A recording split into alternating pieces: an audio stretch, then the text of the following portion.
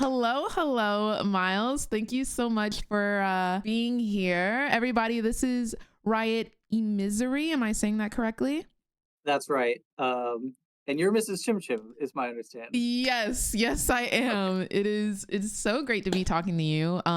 This is the League of Legends dev or Mel's game designer. Could you tell us a little bit about what you did and how we got here, basically? Sure. Yeah. So that's right. I am Mel's game designer. We have a huge team across the world that works on all of our champions. So it was not just me making Mel, but I was responsible for coming up with her abilities, listening to feedback about those abilities, putting into the game, making them feel like really smooth. The idea of putting reflection to the game that came from one of our engineers, this guy 1K Feathers, right? 1K Feathers. He's really talented. Cliff, one of our engineers. But yeah, so I came up with the way that Mel plays in the game. Awesome. Perfect. Love that. First and foremost, of course, I want to extend my gratitude for you taking the time out of your busy day as a writer to come on stream and answer some of the questions about our most favorite girly, obviously. With Mel coming from Arcane and being pretty lore rich already, I feel like a lot of people already know a lot about the backstory of Mel. I feel like a lot of players are interested in the interactions surrounding Mel. So with that being said, are there any like secret quests with Mel right now? Like similarly to Jinx, Caitlyn, and Vi with how they get like +1 gold for kills and stuff like that? Yeah, there's no secret quests like that currently. That I think you normally call them like nemesis quests or like rival quests, that kind of thing. However, she does have a lot of different VO that's like direct interactions with the different arcane chimps. You know, she has unique VO for Jinx and for Vi, for Caitlyn, for Jace. So those are all in there. Her writer did a really good job with those. She does have some similar themes with Ambessa kind of across her kit. That was intentional. So we had Ooh. this kind of like interesting fight dynamic between the two where Ambessa is being kind of like ultra ruthless and going in on her, and Mel's playing this like kind of defensive peel gameplay where she's going to kind of deceive Ambessa at the last second and turn the tide of the battle. Ooh. Um, but during development, we actually had for a long time Rebuttal, her reflectability, had a dash so that Ambessa, with all of her dashes, the two of them could have this crazy anime battle. There was even this like gameplay footage that I wish I could pull up. It's got to be somewhere on our drive um, that had Ambessa and Mel dash reflecting each other with both of their W's at the same time, and both of them died at the end of the dash and created this like crazy anime scene on the floor. It was really Oh my gosh, that um, sounds insane. Holy moly. Yeah, yeah, if we but could get dash is that really clip somehow, that would be dope. But wow, that's actually insane. Holy moly. yeah, Yeah, but put that dash back is pretty in. strong. No.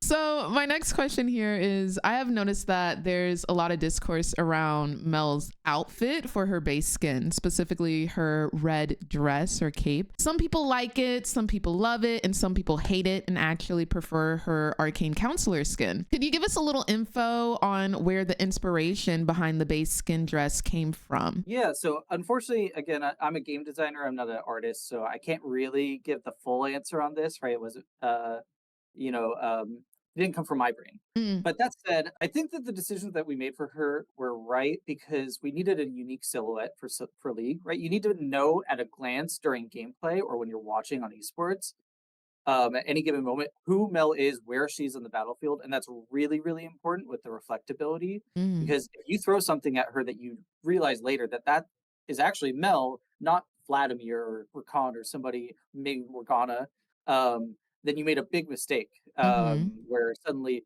your Nami ult is flying back at you, and Yeah. that can end a game. So having the dress give her a unique silhouette, and then also making sure that her animations and her poses looked very unique and different from the other champions that also have like capes or dresses was really important. So I think that that's where a lot of the decision making on why does she look from a dress silhouette perspective different than she did in Arcane. And the answer is really because if she looked exactly like she did in Arcane silhouette wise, we have other champions that look like that too. Okay, so that makes a lot of sense, honestly, in terms of like being able to identify her. Well, I was going to ask you a little bit more in terms of like, what does this mean for her loyalty to Piltover because of her dress? But since you're saying that you focus more on that gameplay side, what would you say was your ultimate most favorite part about creating Mel? Well, my answer is going to be very skewed towards gameplay because that's what I worked on, Yeah. right? But I really loved making different abilities for her. This is always my favorite part of making any new champion is you get to try so many different like unique spells and see what feels fun and what's super unfair, what works kind of well. You have a lot of different like goals around like, hey, this should be an easy to use thing. This should be a hard to hit skill shot, right? Mm. Trying to make it all work well together and feel like a cohesive experience. But with Mel, right, we already had like a really fleshed out character from season one. We were working directly with the Arcane team and Fortiche while they were working on season two and kind of sharing our like concepts and everything together. So as I was working on these spells, I was trying to make sure that these were the same kind of magics that the Arcane team was going to use in the show. Mm. They did end up looking a little different visually in a couple places, but again, this has to do with visual clarity, right? We actually used to have a very similar kind of like dome shield to what you saw in the show, and the problem was you couldn't tell right away that this was not a regular shield. And so sometimes you would throw things into the shield trying to break the shield, and then Mm. they all fly back at your face, right? So we ended up going with the kind of diamond shape that you see in the game now. That's very interesting. Yeah, I was gonna try and touch on that because yeah, I could see how it could look maybe like barrier or something like that rather than the actual rebuttal spell. So that's actually very interesting. Wow, thank you. But let's get into Mel's release and like the girlies are very hyped for Mel. Everybody's super excited. All of us, which means all of the girlies are going to be playing her. And that means whether they're in mid lane, whether they're in support. Me personally, I will be taking her into the ADC role. I will. And nobody's gonna really be able to stop me. So we've seen this before with another champion, Seraphine, who was intended for mid lane, but kind of by the community, she got played like vastly in support and eventually even in APC. Do you know if Mel will be balanced only for mid lane, and how will y'all combat the force of her being played in support but not being too strong without nerfing her and making her underpowered in mid lane, kind of like how we saw with Seraphine? Yeah, so I think that's a great question. I do want to say first off that we made sure to make Mel viable as a support on release, right? We didn't want to make it so that if you want to play her on support, you can't play her on support. So please go play her support. If you want to play her in the bot lane, go play her in the bot lane. There's nothing wrong with that. That said, when we're balancing for all skill levels, and some of that includes at the highest level of play. And what we've seen so far and what we've predicted is that Mel is the strongest in the mid lane, where she's going to get the most gold and the most experience out in any of her role with enough safety to be able to survive that lane. So the idea here is we're going to continue to balance her around being a mid mage. That does not mean don't play her in other lanes, but it just means that if you're trying to get the most win rate up for your buck, that's probably the best place to go. How we're actually avoiding kind of letting her be too powerful in a support space mostly comes down to one, making sure that she doesn't get too much power out of kind of her support outputs. So she has a lot of utility, right? She has the slow with her E, she's got the root with her E, she's got the reflect on her W, she's got really consistent poke. Those are all pretty good outputs for a mage in the support role. But just like Lux or Xerath, she really needs to use her golden experience from kills to really succeed as a support. So that will help us to kind of keep the binding of like mid lane can be strongest and support can always be viable, as long as her main contribution in both roles is primarily damage. Gotcha. And real quick, like, do you have any take on Mel Jungle? I've been hearing a lot about Mel Jungle recently. Well, I'll just say that I've seen all kinds of champs go jungle and find reasonable success. No one's gonna stop you again from going and playing Mel jungle, but I don't think it's probably going to be the optimal play at the highest level of play. But you do you. If you want to bring her to the jungle and find a way to make it work, go ahead. Period. And he said, Mel Jungle is viable. Go ahead and put it in the news, guys. It works. But since we've been speaking about Mel as a support, in Arcane, her newly discovered power seemed to be more of a support nature.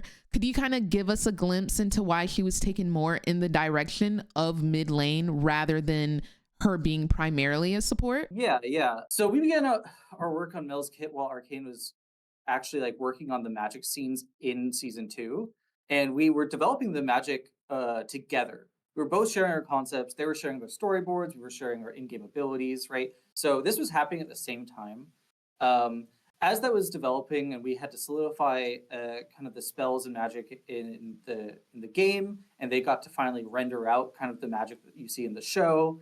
The Arcane team chose to feature the magic a lot more supportive, which makes a lot more sense given her power level, right? She had just kind of like unlocked her powers, wasn't super sure on how to use them. And I also think just character-wise, it made a lot of sense that she had a lot of people around her that she cared deeply about, was kind of, protecting them. But the Mel you see in League has progressed her magic some and been kind of, shaped by the future and the events that happened in Arcane. So we did make some efforts to try and make Mel more supportive. Like I said, we inherently tried to make her viable in support so that if you want to play her support, you can. But the gameplay just felt like so much better when we gave her the agency that a mid laner might have, where giving her more abilities around like kind of casting on allies and teammates just made her feel a bit more like a weaker character relative to the roster of the Summoner's Rift. Okay. That also kind of just, it didn't feel as punchy and snappy and just feel good to play as it was when we gave her the agency to go take over the game on her own.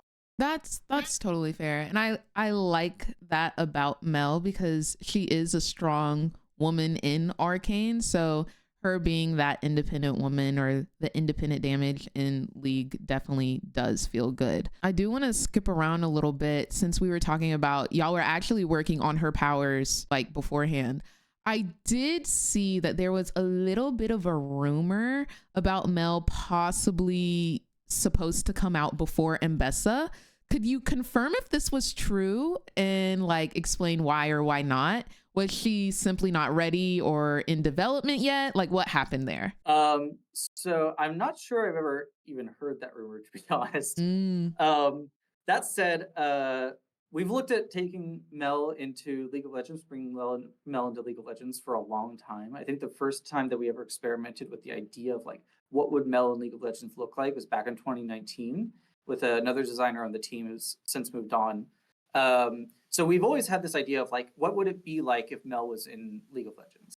That said, we put down the previous versions of Mel mostly because in season 1, she didn't even know she was a mage, right? We didn't want to spoil it for audiences. We wanted to make sure that it was timed well with like, kind of the unveiling of her story and then the follow-up after.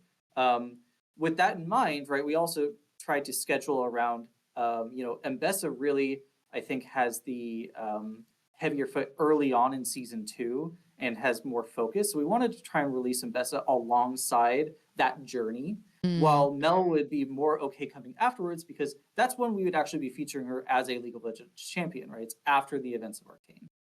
That's totally fair. That makes a lot of sense, honestly, because yeah, we hadn't known about her powers, so it was a nice unveiling. Skipping back into more of her gameplay, as someone who is in love with stealing barons and dragons from the enemy jungler and making them look silly, I noticed in the champion spotlight that she can steal baron using the execute on her passive. Will this execution ever be capped on the amount of damage that it will do so that junglers are never outsmited? That's a good question. I will say currently there's no plans to cap or scale her execute for objectives.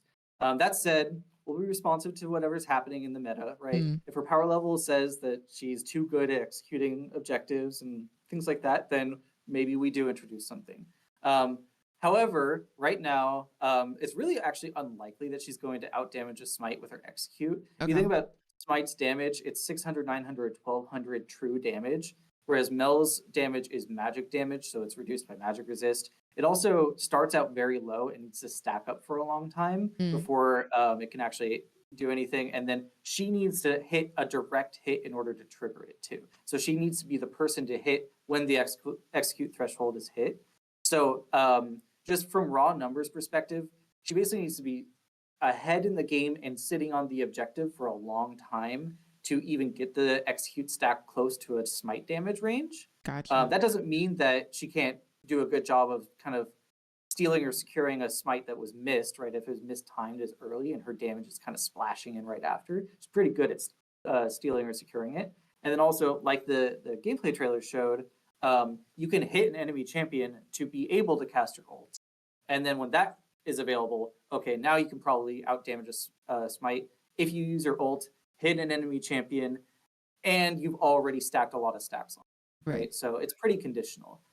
Someone like Nunu has a much easier time just kind of walking in and chomp bites takes um, takes the objective without having to use smite, or with smite and kind of double upping on the amount of damage there.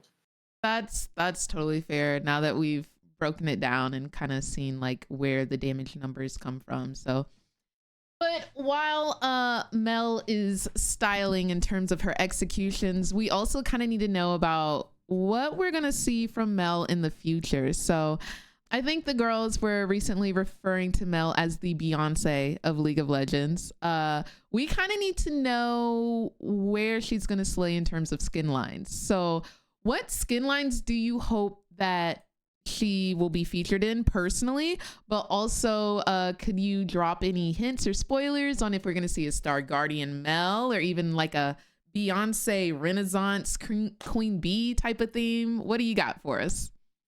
So, unfortunately, again, I'm a game designer. I'm not an artist, so this isn't my area of expertise.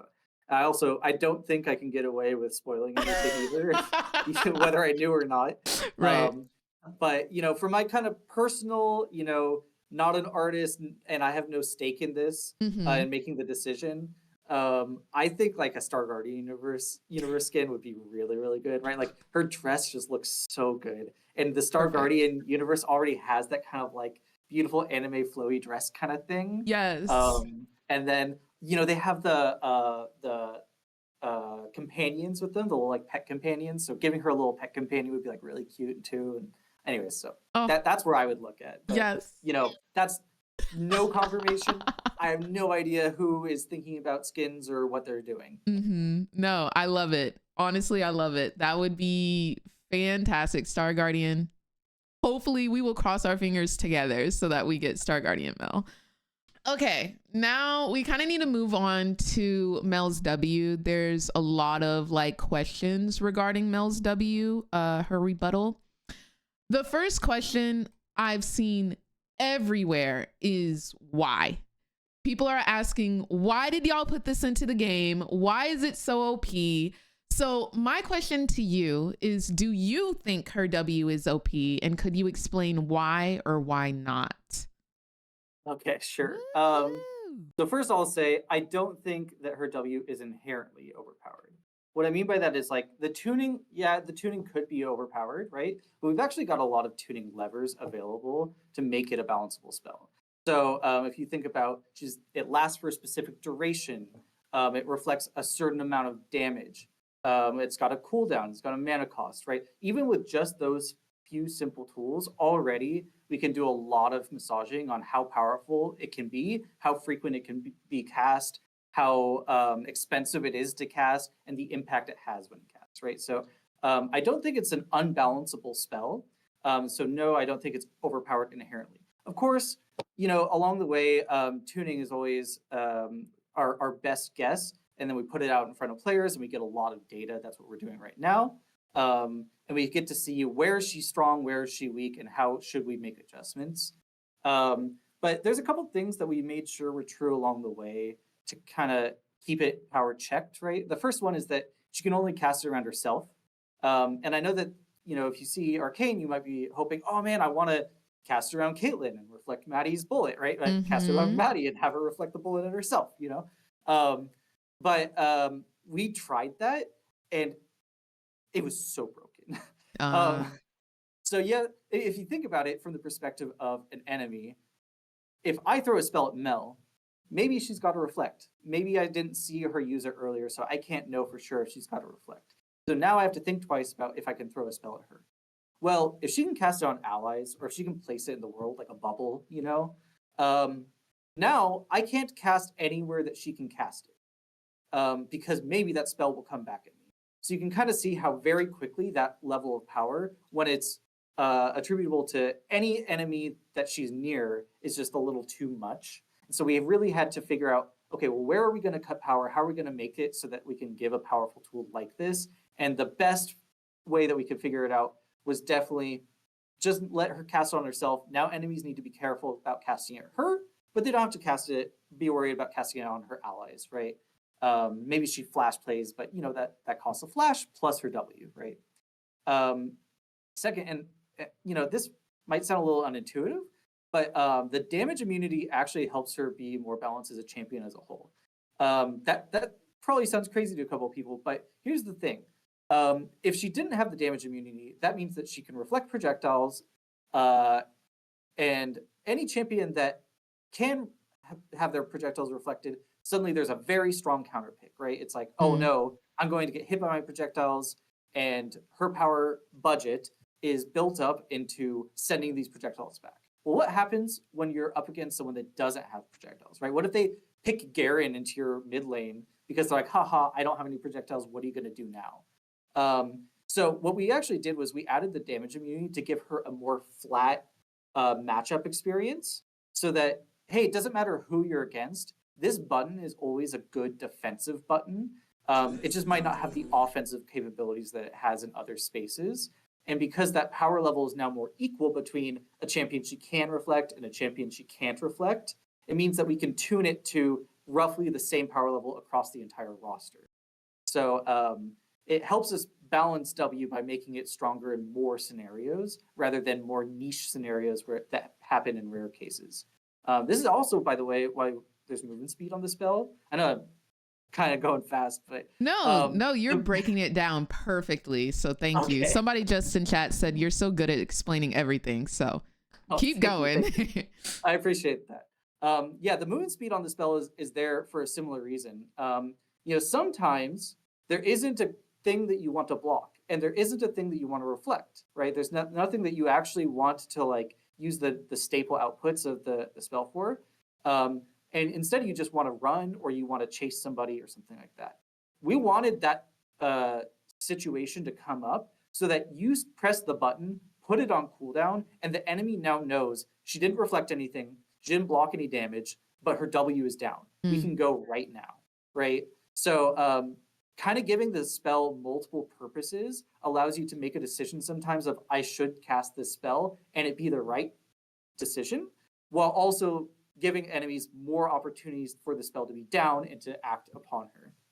Wow. Okay. That's honestly great. That answers a lot of questions about the W, actually. So thank you so much for going into depth about that one. I do want to ask, as the gameplay designer, somebody on Twitter asked if Super Smash Bros. Zelda inspired her reflectability. I know we know of her reflectability, but I kind of want to ask, was this ability or any other abilities inspiration drawn from any other champions or games? Was it a completely new idea with new code, or was there code copied from another one, or was this a new design? Kind of give us a little bit. Sure. So I'm kind of embarrassed to admit this, but I actually didn't know that Zelda had that ability until after we announced the character is coming to League of Legends. And then people were like, what? Reflect? And it looks like Zelda's ability. I was like, what? And I looked it up and I was like, it does look like Zelda's ability. That's crazy. But no, actually, the original idea behind Reflection came from, before I was talking about how we started work on her back in 2019, another designer, Endless Pillows, who doesn't work with us anymore, had this really cool idea around catching skill shots and throwing them back manually. So it was like, oh, Ezreal Q will fly at you, you'll catch the Ezreal Q, now you're holding onto Ezreal Q for a couple seconds and you can throw it back, right? It was really cool, and it had a lot of skill expression. But there was a lot of issues that were kind of coming up with usability, where it's like, okay, well, what if you catch a Diana Q? What if you catch, there's just a lot of things that are like, if you're catching multiple abilities, how do you throw them out together? If you catch a targeted ability, do we change the targeting? A lot of things like that. And also, it's just kind of like, we knew we wanted to make Mel playable for the average player, someone that maybe saw Arcane, wanted to come back to League, come to League for their first time, and saw Mel, and we're like, okay, well, I want to play Mel. Can I play Mel? We didn't want their friends to be like, Mel's too hard. You're not allowed to play Mel. Go play someone else instead, right? So even though the catch and throw skill shot idea was cool, it was just too hard to use for the average person. But one of our engineers on the team, kind of the lead engineer behind Reflection, 1K Feathers, right? 1K Feathers. He came up with this instant reflection tech. That's what you see today. We like literally, at first I was like, oh man, you don't have to throw your skill shot back. I don't know if that's going to work. That might be unfair. And then we got it into a match and reflected a misfortune ult, and everybody just blew up and was like, this is the coolest thing. We have to put this in the game. Yes. Right? So we worked really hard to try and figure out how can we take this tech, turn it into something that's final for the game, and make sure that we have the balance levers to make sure it can stay fun and fair at the same time. Absolutely. No, I love that. That sounds amazing. Kind of going back to what you said about catching the skill shots, could you tell us who that was for? Catching the skill shots? Yeah, like catching the skill shots and throwing back out. Uh, so I mean, there's for Mel, right? That was the idea behind, hey, how could we represent her magic in different ways? Oh, So there was a little bit of thematic issue that you're probably thinking about right now, right? Which is like, we don't really see Mel catch a projectile in midair and then throw it at somebody, right? yeah. It actually is more instant. And there's multiple reasons for that. Part of that is, I think it just makes kind of more physical sense in many ways that a shield would not stop a projectile in midair, have it hang there and then fly back out, unless maybe Right. you're someone like Aurelia who could like manipulate swords in the air and stuff. But that a shield tends to be something that happens instantly, right? It's almost like physical, so something would bounce off it instead of being caught and then manipulated in some way. Additionally, we worked directly with Fortiche and the Arcane team while building Mel's kit, and we showed them the instant reflection, and they were so excited about it. They wanted to try and kind of put it into Arcane themselves, and that's how we got some of the really iconic scenes, like the Maddie scene and stuff like that. It was Right. like, oh man, reflection is cool. Let's put this into Arcane. Awesome. That's so dope. And still speaking about reflecting the abilities, even though I think I even tried this today. Is it true that her ability can reflect multiple abilities with the 1 second invincibility? Yes, that's true. It can reflect any number of projectiles that come at you during that time, which is Wow. pretty powerful. That said, there is a power balance to W in terms of its kind of like damage output and things like that. Your opponent needs to choose to throw a spell at you first, right? They need to choose to throw a projectile in your direction. And so if they're throwing lots of projectiles at you all at the same time with your reflect up, they're kind of making that choice of, hey, this might come back at me once they know what your character does. So even though that's really, really powerful, in some situations can really, really shine. Especially at high level play, we don't see this as much because players are more cautious about throwing things at her until they've confirmed, yes, her reflection is down. Now it's time to go in. Wow, I love it. I absolutely love it. That's amazing. Yeah, but no one's gonna stop an Ezreal from EWQing into her while it's up and then comboing himself. Exactly. Exactly. But since you were just speaking about working alongside Fortiche, what is it like to be one of the few designers to work alongside another studio when creating a champion? And did she captivate you so much in season 1, which is why she was chosen to be brought alive on Summoner's Rift? Yeah, I mean, the answer is yes. Okay. um, she really captivated me in season 1. I was actually working on Wild Rift when season 1 came out, and working on some like guild content that had to do with Piltover and so on. So I got to be kind of in the room as Arcane season 1 was coming out and coming together, and that's when I first got to see Mel, and I was like, this is an icon, right? Like, she is so obviously one of the coolest characters I've ever seen. And then I got to switch over to the League of Legends Champions team where I've been building champions. I got to work on Milio and Hui. And then the news came that, hey, I'd have the opportunity to work on Mel, and I was unbelievably excited. Yeah. So it's been a really, really big honor to work on a character that I like personally fell in love with right away and was like, this is a hate character, right? So it was definitely challenging at times, right? Working with Arcane as they worked on season 2, right? It was a really special experience. We both got to work on it on our respective parts together, and we had very, very frequent touch points. But it was also kind of challenging, right? Because they were trying to make her for a visual medium through a show, a movie style format, and animation just it features magic differently. Interactions between characters need to work differently for them to work on screen.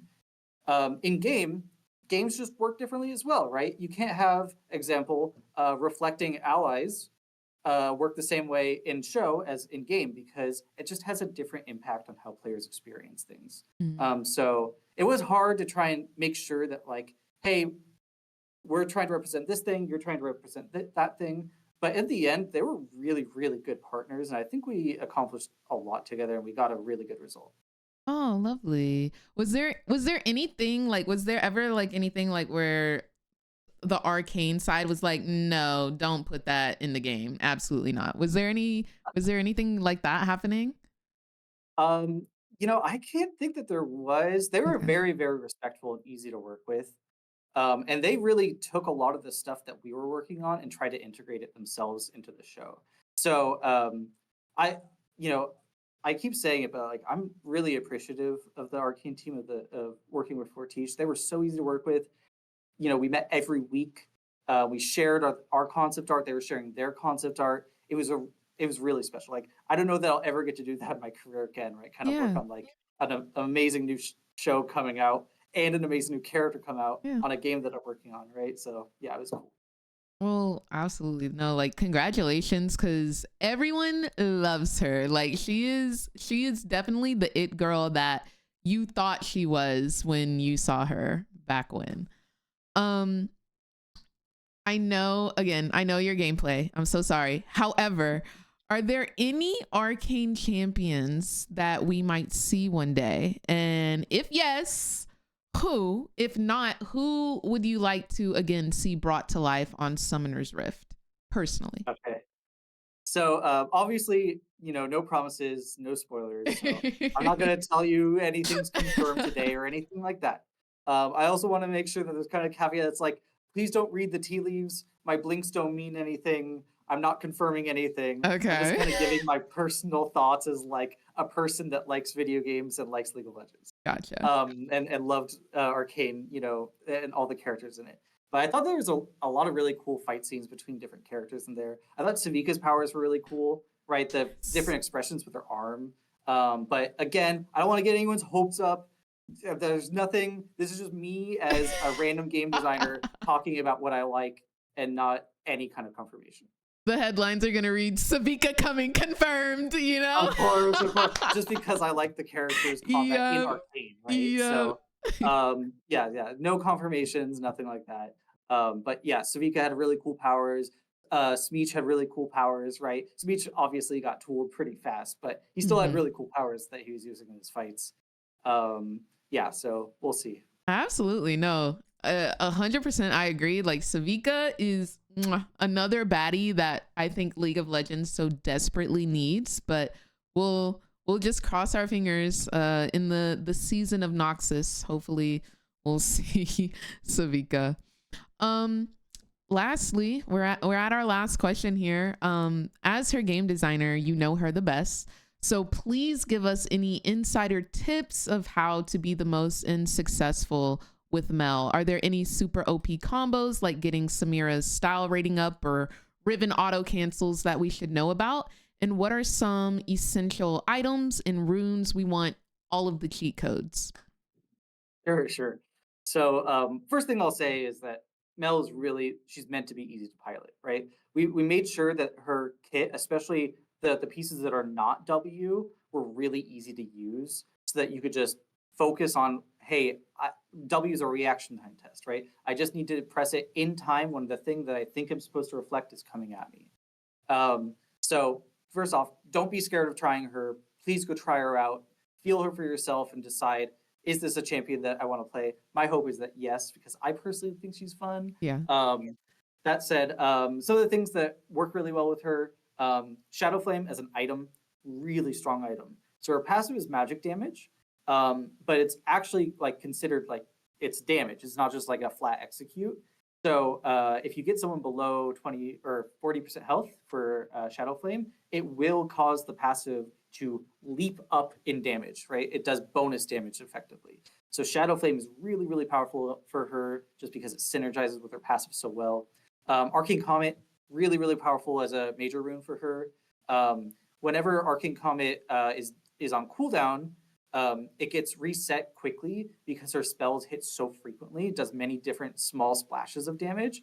And also, even though she might not deal the most damage per spell shot every time she throws out a Q or an E or something like that, it's very likely that she gets at least one hit with that spell. And so Arcane Comet is more likely to just proc in general. Same thing with Scorch, right? If you're looking at minor runes. In terms of, just like small things in play style that you should focus on, her passive attack after casting abilities is like really, really strong. We specifically made it strong so that you're expected to walk up into attack range often, right? We gave her a lot of cast range so that you could kind of sit back, play safe, chill, especially if you're learning the game, right? You're not pressured to walk up and be immediately in the fight and get smacked by a bunch of different people. But we did want to make sure that if you're trying to optimize her, if you're trying to win your lane, if you're trying to win the game and carry with her, you have to walk up to enemies. They need a chance to be able to act back on you. So after you cast spells, walk up, throw your auto. It stacks up to 3 times, so you'll get up to 9 bonus stacks on your next attack, which is a lot of bonus damage.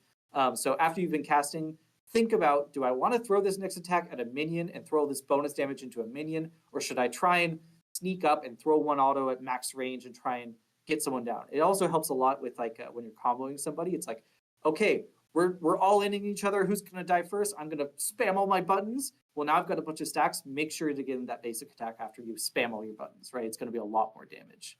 And then the last thing is really in terms of like matchups and things, with playing with her to try and get a lot of success. If you're playing her in the bot lane, if you're playing her as a support, Caitlyn is, funnily enough, a really strong ally. They both have really, really long range. They deal different types of damage, right? Caitlyn's basically all physical damage. Mel's basically all magic damage. They can play off each other's roots. Mel's ultimate, when you cast it, it reveals enemies. And so you can actually do this thing where you could hit somebody and then ult to get them really low, and then Caitlyn can cast her ult while you're casting your ult to follow up for like this crazy 1-2 punch from basically any range. Really, really strong combo.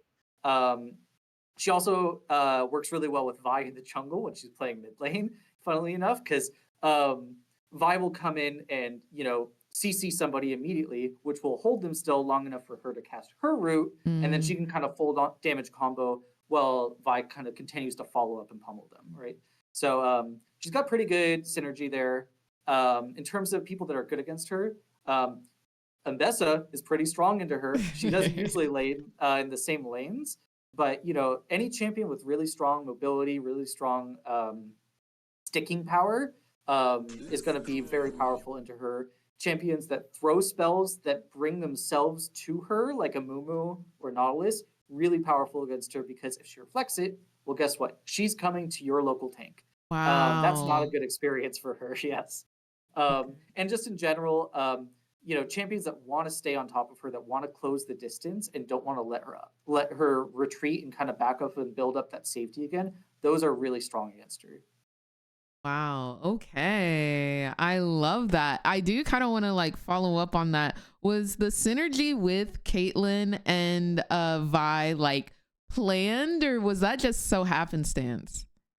I mean, it's a little bit of both. Okay. This happens pretty often when we're working on champions, is that we'll think about how spells, how abilities can interact between characters, because ideally when you introduce a character, you don't want to just introduce a character that's fun to play. You want to introduce a character that's also fun to play with, right? Mm, If you have an ally that has this really like kind of high fantasy thing, like Milio extends attack range and can cleanse for allies, it's like, okay, cool. He extends attack range. Well, that means I should put him with people with long attack range, right? hmm They're going to get more out of that than other champions will. So with that in mind, right, we did think about how can Mel kind of combo with other characters, and one of the big ways to do a combo was to have a strong root, which would let her be a support champ, at least in some capacity, and also let her follow up after others, right? So she can either set things up for other people, or people can set things up for her, and they can kind of play together. I love that. Well, thank you so much for all of the cheat codes. I'm probably about to bust some mail open in ranked in a couple of moments here, but I do want to say thank you so much again for taking time out of your day to come answer all of these questions. Chat, I'm gonna need some thank you Myles in chat, please. This was absolutely amazing. I don't know if there's anything left that you want to say to the community, but thank you so much. I'll leave the floor open for you. Yeah, thank you. Well, there is something I want to say, which is that I'm really appreciative, one, to be here with you right now, and to be here with all of the community that's watching and engaging.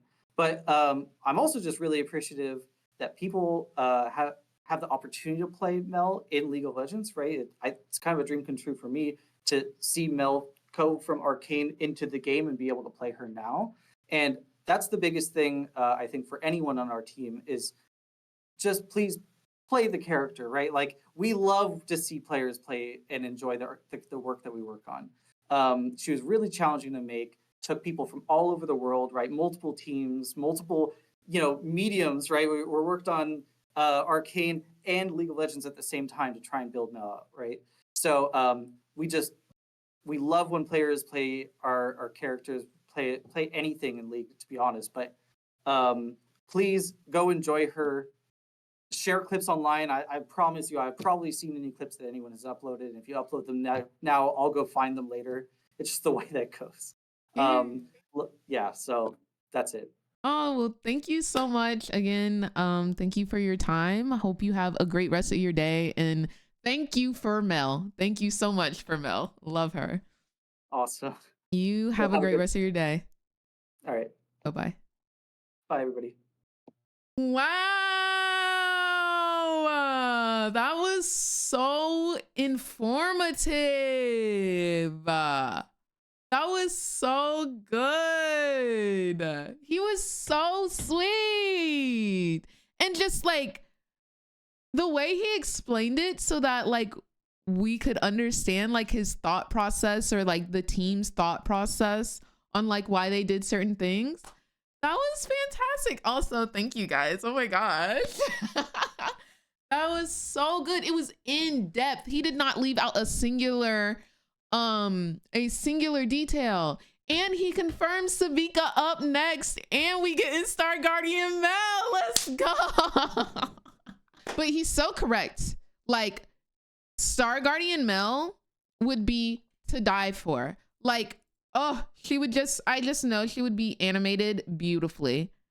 And then like Queen Bee Mel, like a little Beyonce like nod. Come on. That would be fantastic. That made me so happy. And honestly, another thing, I loved seeing his passion like come to life. The fact that he was so invested or just so he loved Mel. He loved Mel and he was so happy that he got to work on her. Like that was absolutely fantastic. I love seeing that. You could tell he was passionate about Mel with not only how he spoke about her, but how he spoke about the time and the effort that he put into Mel. So I love that. Oh my gosh. What about a Rihanna skin line? Absolutely. I would love that as well. 100%. Oh, that was so much fun. Yeah, you can tell he's passionate about his career in general. I agree.